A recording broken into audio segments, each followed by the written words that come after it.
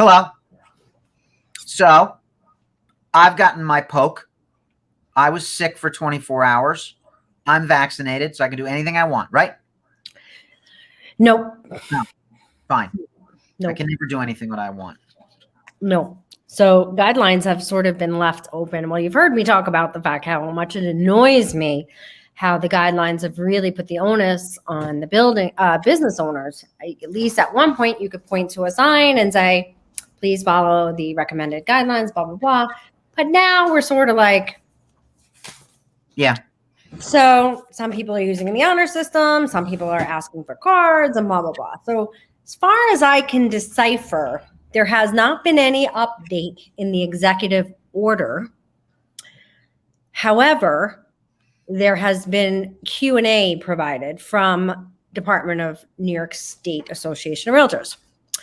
And the Q&A basically just kind of quantifies if you are vaccinated. So yeah, if you are vaccinated and the seller is okay with it, then you can just provide a copy of your vaccination card. But I can't promise, Phil, that every seller is going to be like, oh, that's fine, And then you have the problem with you schedule an appointment for the one person, that person provides their information, and then they show up with 4 people. And you don't have proof that all 4 people were vaccinated. And it's complicated. So if you're running a restaurant, a delicatessen, a retail establishment on Main Street, you've got exposure to people that are going to be unruly and uncooperative. And, they don't seem to understand that the person behind your counter, the person in an apron, the person that's preparing your food, the person that's interfacing with the public is meeting 100 people like you every day. And it's not just you they're worried about. They're worried about the dozens and hundreds of people that they're exposed to. My heart goes out to them because they're kind of like, they're exposed. Those folks can't even point to the CDC anymore. They can't even point to the government regulations. It's them in their comfort zone. It's worse than that, Phil. It's worse because we are in a divided world. And as a business owner, unfortunately, this whole pandemic has turned into politics, and you're on one side or the other. It seems to be for the bulk of people. I would say we're almost 50-50, where some people just think masks are stupid, don't understand what the whole thing was about. We should never have been locked down. Why do our kids have masks on? Blah, blah, blah. And then the other 50% are completely uncomfortable being around people who are not following guidelines and being careful and socially distant and blah, blah, blah. Right. So as a business owner, now you are, forced to kind of go one way or the other because you want your customers who don't feel safe coming out where people aren't wearing masks, or that you're not actually asking for the copy of the card and blah, blah, blah. And so you're kind of alienating people one way or the other. I think home sellers have it a little bit easier because you're going into their home. But what you brought up, my gravest concern is this. We've gotten just a little bit spoiled with the past. And it's hard to believe that a pandemic would spoil you to a degree. But some of the banes of our existence prior to COVID have been people bringing their kids to showings. And, look, I'm sure all you people out there in Facebook land, I'm sure your kids are awesome. I know my kids are great. Jen's kids are great. But other people don't think your kids are great, especially when they're running around the house touching stuff. Okay? We're worried about your kids slipping or getting hurt or getting into something. And they're also worried about you damaging stuff. That's part of it. We got spoiled in that people weren't bringing their in-laws and their parents and their whole tribe into the house. And we could just deal with the principals, and like adults, they would choose their housing the way they choose everything else like an adult. There's something about the current, world of real estate where people feel like they have to bring half their LinkedIn list, half of their, the first 50 people on their wedding registry to to look at a property before they buy it. And yeah, I get it. If your father or your mother are going to give you money, like, okay, yeah, let's bring them, but don't bring like a pinata, a battalion of people into the house. So Yada. yeah, it's the wrong word. Wait, that's usually my job. Like a people pinata, though. It's just lots of people. But it's so now we're going back to, oh, I can bring, so I can bring all these people with me now. No, because, unless you're going to provide documentation for them all, and then I'm going to go back to, don't even assume that every seller is going to be okay with people not wearing their PPP. We have a seller. We promised them that we do all kinds of, she is immune compromised. Okay. I promised them both we would make sure that, we followed all the protocols, principles only, blah, blah, blah. And he happens to work from his home, and he saw someone show up with 6 or 7 people. Now, we did have a COVID disclosure signed, but not by all 6 or 7 people. And that's kind of crazy. And I'm hopeful that in the new world, after the pandemic and a return to whatever normal is, that we retain some of the better practices that we learned on this difficult journey. One thing we learned is that you can actually train dozens of people online. You can train hundreds of people really effectively through this medium that you and I are on. You can build a company this way. Lots of other great things that we will continue to do because we've got this great tool now, this online meeting thing. But I will be super bummed. I will be crushed if we just revert back to people just bringing the whole crew again, because it's too much. Agreed. It's too much. By the way, that I've always had strong feelings about bringing your parents to showings, so much so that I've even cross-dressed to make a point about those things. As you well, because Marilyn Monroe thing right here. Well, that's really the point of your cross-dressing was really more to talk about how everybody becomes an expert once you have an accepted offer. Then all of a sudden everybody's gonna, what are you crazy paying that much? What are you crazy doing this? What are you crazy doing that? Yeah, second guessing. Yeah, which is in addition to the rest. All right, so we will have people. There's going to be a push on the part of the public to go back to bringing their parents, bringing their kids, all that. I hope we don't. I hope we continue to hold the line and make it clear that we can't have huge groups walking through houses, especially when we don't know anything about them. And look, some of your parents out there, some of your 60 and 70-year-old parents out there are part of the division here, and they think this is a hoax. They think, we're going to put something in your arm and you're going to be magnetic after that and all that stuff. And I don't have the bandwidth to deal with that kind of stupid. And I don't want to subject my clients to people that have those kinds of attitudes. Right. So there are people that we know and love who have not gotten vaccinated for reasons which I respect. I get that. These are not people, by the way, who refuse to wear masks or dismissed this as a hoax or something like that. They're just people that, for whatever reason, like I know one of them can't have anything because of her immune system. She just can't. Right. Another one is expecting a baby. I get that. There's a wait and see on many people's parts. I get that. But if you've got your kooky uncle who, wears a tinfoil hat and thinks this is, all baloney, I can't have that guy walking through my listings. First of all, I don't want to be exposed to him. Okay.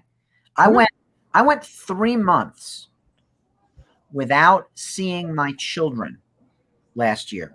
I went March, April, May into June of 2020, not seeing my children in person because we wanted to make sure that our pod, our crew, was fine before I could see my kids again.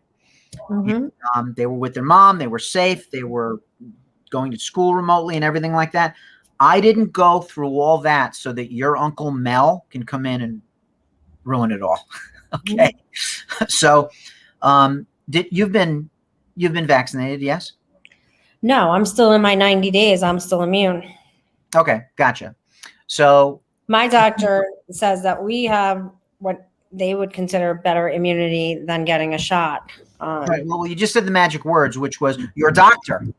Yes. You actually talked to your physician and you're following your doctor's orders, and we're not making this about liberals and conservatives or anything like that. Nope. So, it would be he felt it would be not smart to do it, too soon. Try to wait to like the week before the 90 days is up so we don't get into a period where we're not immune, because obviously we don't want to go through that again. Uh-huh. But, we plan on getting immunized, and it's a very personal choice. We have grandchildren in Sweden. I have grandchildren, a grandchild a couple miles away from here that I want to be able to hold and not be concerned. So I would prefer if I had the ability to wait it out. And then, you know what? My 17-year-old got her first shot today, and I let it be her decision.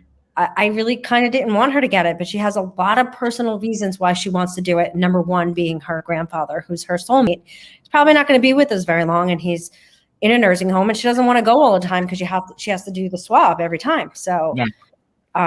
There's a lot of personal decisions. I can totally understand, being hesitant about it and so on and so forth. But at the same time, it's seller's choice. And everybody has to respect that, and hopefully we can just keep requiring proof of finances before we go show properties. That stay. So here's what I mean by we've gotten spoiled. Mm-hmm. We've gotten COVID disclosures signed ahead of time. We've gotten pre-approvals ahead of time. We've had only the principals show up without kids or extended family ahead of time. Everybody's been uber respectful of the house by and large. Although, again, about a week and a half ago, like I was about to allude to, I covered a showing for, I think, Tony Ruperto. And, I'm going to meet the people and show them the house. And, friends from up the hill came down and, First of all, it's disrespectful outside of COVID. It is disrespectful. You did not have an invitation to bring 20 people to somebody's house, and it just feels like such an invasion. Well, these guys checked all the boxes. They had a whiny kid with them. They had 6, 7 people there aside from the kid. It's a 3-bedroom ranch. You're not going to have 7 people living here. All right. And I get that you want certain people to see it. Yeah, let's make sure you even like the house first. How about that? How about second showing? How about inspections? How about, when you actually have some skin in the game? Because you don't. And this isn't a public place. It is somebody's home. That is the point. So what people need to understand is this is not so you can make my life easier. This is not about me. Respect. It's respect. This is about you are going into a stranger's home. And if you have any idea of how invasive it is to have, especially with the volume in this market, to have dozens and sometimes hundreds of people walk through your home, it is a private showing. It is just that.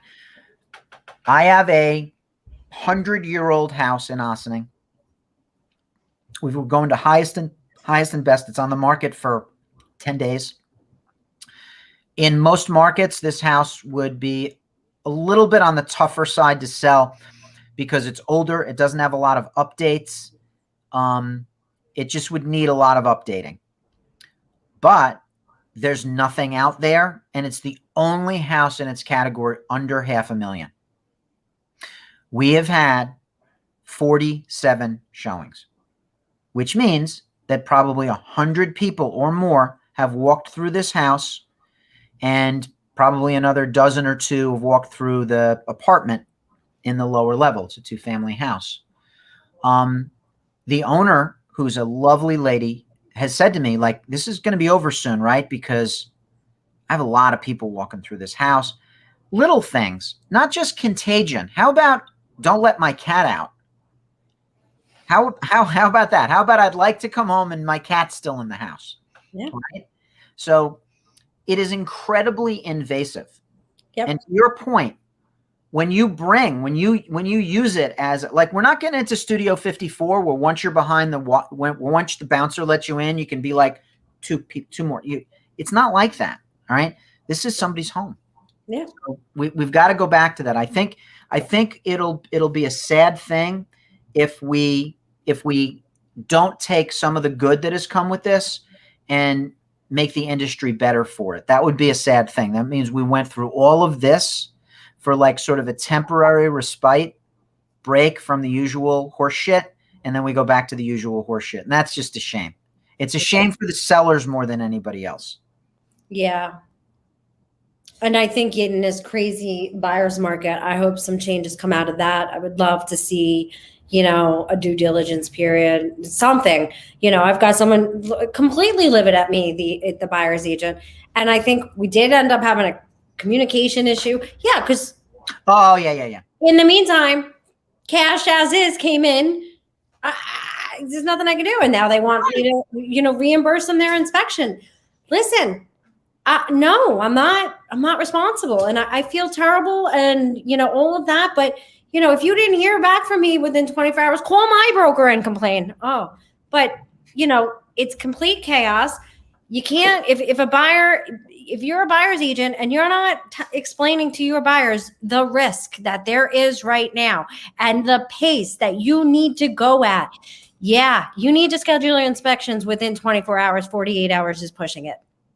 I accepted an offer contingent upon completed inspection. So made it crystal clear that you don't have an accepted offer until you come back and tell me we're ready to move ahead.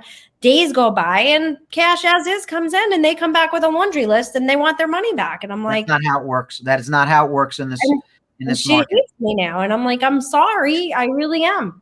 We can't control the weather. We can't control other offers that. No. And I explained to my buyers that you are risking your money right now. So if the less risk, you want to go with the less risk, we got to wait for the inspection report. Why? You were present. You know the major items on that inspection. That's become the new trend. Yeah. No. We're waiting for the inspection report, which is 90% boilerplate. Yeah. And 10% findings. It's like it's meant to intimidate you. It's just information on upcoming maintenance. It's not, so. Well, things will change. The market will swing around again to be a buyer's market. I liked how you said this really crazy buyer's market we're in. You meant seller's market. Right. But it is crazy buyers. It is a crazy buyer's market. And it's a seller's market. You got to be crazy to be buyers. I mean, the market will drive you crazy. Buyers are out there right now. Just kidding, buyers. No offense. I feel like in 2010, I was a grief counselor for sellers because they lost their equity. And now I feel like I'm a grief counselor for buyer agents and buyers because their offer wasn't accepted. Yeah. And sometimes it's their 4th, 5th, 10th offer. Oh, yeah. That wasn't accepted. I was talking to Anthony Lamacchia. He has some of his top agents that have put in like 75 offers and have 3 deals. I think our friend Michael said the same thing, right? Dozens and dozens of, you'd have 3 times the sales if there wasn't so much competition. But that's kind of what we're in. The pendulum will swing the other way. And buyers, Game of Thrones, the North remembers. The buyers remember. I have a feeling our StreamYard host has something else to do. He's prompting us for the next questions. I think Tim's having a day. Hey, my brand new truck just got smashed into. Yeah, you've had a day. So I don't think that I don't think coming out of COVID is so much of what's impacting the market as everything else around it.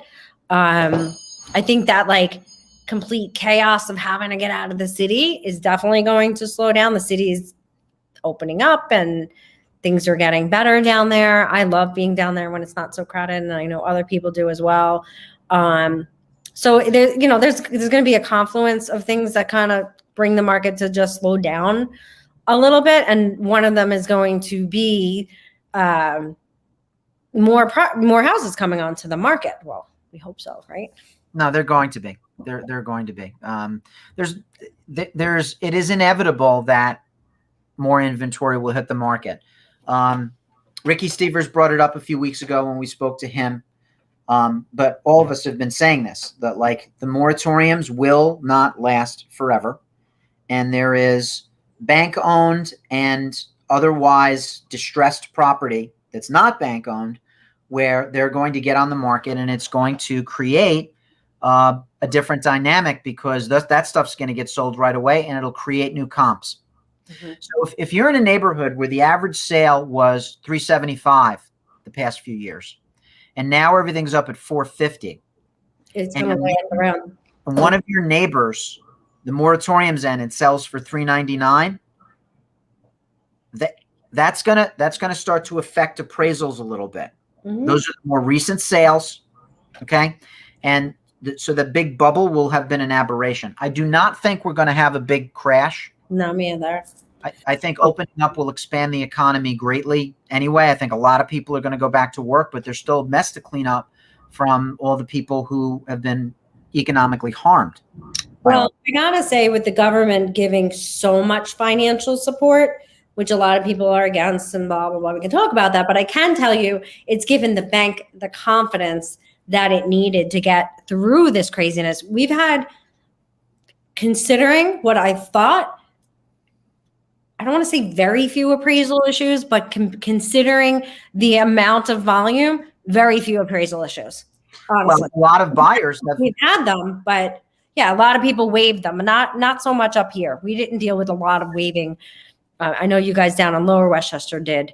But, up here, we didn't do a ton of that. And, we only had like 6 offers for each property, not 20 or 30. And, but even down there, because I coach a lot of the agents down there, for the amount of volume that we did, it wasn't as huge of an issue as I thought. And that, I truly believe, was all this stimulus money and then the promise of more and more of the packages that kept, getting put forward, not only gave consumer confidence, which is part of it, but it really gave the banks the confidence that they needed. And I'm sure I'm not wording that properly because I didn't used to be a mortgage broker like you. But no, seriously, because, these appraisals I thought were just going to be like completely off the hook. When buyers dig into their pocket to come up with more money so that the appraisal is not an issue, that creates a legitimate market event that future appraisals will use. But I don't think it can last. I don't think it will last. And the good news is that even when it does cool off, the financial institutions do not have billions of dollars of bad loans floating around out there about to default. Exactly. They were able to get through it without going into the kind of stuff they were doing on the last crash. So the stuff that they did, there's talk about, after in 1929, when the stock market crashed and the Great Recession began, there was a lot of criticism of Herbert Hoover because of the things he did to combat the Depression made the Depression worse. Mm-hmm. I think there's been similar criticism to FDR, but I mean, when you got a 4-year-old depression, how can you fix it overnight? I think also with the crash 12 years ago, 13 years ago, we would have come out of that a lot faster had the banks been at least reasonable in loaning money. They went from lending money like drunken sailors to lending money like someone who didn't want to lend money. And if they could just the pendulum swung all the way. Yeah, you don't have to be paranoid. You just have to be not reckless. If we just stay not reckless. Like stated income. Stated income is great for a dentist. It's great for someone that owns their own business. It's great for a lawyer. It's great for somebody in sales. But when you're like in landscaping and you just make up that you're a foreman and you're paid in cash and you think you're going to, you just make up, fabricate nonsense. That's how we got into trouble. So we don't have that dynamic in place. It will be an interesting ride, but I will tell you this, whatever comes in the next 6 to 8 months, as long as it involves more inventory, I'm going to be a happy guy because we really need more inventory. What was the stat? Typically, we carry in Westchester and Putnam 6,000 active listings this time of year. We're under 2,000. There's nothing out there. And speaking of which, sellers, if you're still on the fence, Putnam County dashboard today, less than 0.5% positive rate, and the market's still hot. So you don't have to worry about, 5-6% positive ratio with all these people marching through your house. So you have very little chance of exposure. And we're 60% vaccinated, I believe, in Putnam County, which is a pretty good number. People from outside of Putnam County have an even higher vaccination rate. So you kind of have the best of all worlds. The market is still hot. It's like, you can tell it's like, when the match is like getting to that part where it's, it's not as hot, but you can still get a phenomenal number for your house and you don't have to have all those concerns. And inventory is going to be coming on for you to be able to find something a little easier than you would have 2 months ago, 1 month ago, 3 months ago, 5 months ago. So if you're on the fence, go now. We can protect you. You're not going to be homeless. That's not going to happen. You're not going to be homeless. I don't think there could be a better opportunity to sell your home. And while that argument, you could say, oh, but 3 months ago, but if you were uncomfortable, I would say now's the time. Yeah, I think with COVID, with more vaccinations, blah, blah, blah, I think it's a better time now than ever. I keep getting this question, and this may be perhaps a cliffhanger for another broadcast, but I'm so tired of being asked about property taxes because, the price is higher than the assessed value. So listen, here's the thing. Your school district has a budget. Most of your property taxes are school taxes. Okay? We all know that. Like 2/3 of your tax bill is school taxes. Your school district has a budget. Now let's just say the budget is $100 million for your school district. Next year, the budget will probably be, I don't know, like 103, something like that, because it does go up a little bit every year. All right.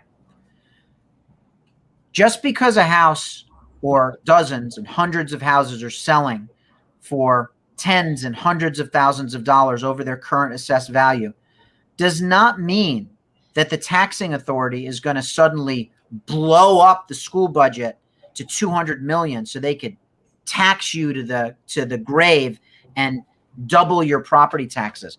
If your assessed value goes up along with everybody else's assessed value, they're going to lower the tax rate per mill or whatever you want to call it so that they can meet their budgetary needs. But if you have a $500,000 house and it's assessed for $400,000, you're winning because you're going to have a year or two of lower than typical taxes for a $500,000 house. Whereas if you bought a $500,000 house that's already assessed for $500,000, you've got full taxation the whole way going forward. So why are people worried about the taxes going up? It's just so scary. Yeah. Well, and you got to, again, at the buyer consultation, let them know roughly 3.5-4% of a house price is what you possibly could be paying at some point. So while I agree with you, you also want to educate your buyers so they are aware of that. And they don't call you up in 3 years and say, what the heck? And as the price point adjusts, appraisers, or I should say town tax assessors, are not going to be able to use just what happened in the last couple of months. It has to go all the way back to July and through July. So Maybe it'll be tough for a year, but I don't think they're going to be able to use that. You know, market value is only one portion of an assessment. Yep. Yeah. So there's no need to be paranoid. No. And I got to run because I need to get a car before they close. Good thing you weren't inside it. All right. Thank God. And this poor kid, you know, I mean, stupid. He was just driving so fast, but. How old was he? Be careful, under 21. Brand new car, didn't even make his first payment yet. Oh boy. Yeah. Okay. My brand new car that I haven't even made money. Well, mine's new-ish, but still, it was a really beautiful truck. Yeah. Goodbye.